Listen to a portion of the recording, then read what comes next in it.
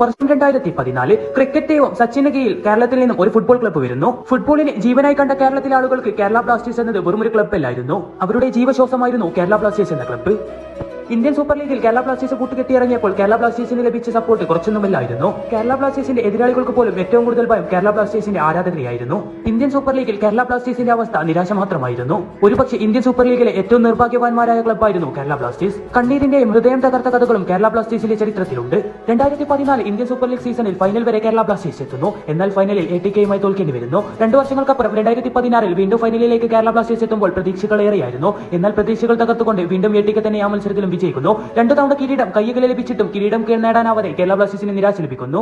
2022 ഒരിക്കൽ കൂടെ കേരള ബ്ലാസ്റ്റേഴ്സ് ഫൈനലിലേക്ക് എത്തുമ്പോൾ അവിടെയും കിരീടം സ്വപ്നം കണ്ടിരുന്നെങ്കിലും കേരള ബ്ലാസ്റ്റേഴ്സിന്റെ ഹൃദയം തകർത്തുകൊണ്ട് ആ മത്സരത്തിലും കേരള ബ്ലാസ്റ്റേഴ്സ് തോൽക്കുന്നു. ഹൈദരാബാദുമായി ആ മത്സരത്തിലും തോറ്റി ഒരു കയ്യകലെ കിരീടം നഷ്ടപ്പെടുന്നു. ഒരിക്കൽ കണ്ണീരോടെയല്ലാതെ കേരള ബ്ലാസ്റ്റേഴ്സ് ആരാധകർക്ക് അതൊന്നും ആലോചിക്കാൻ കഴിയില്ല.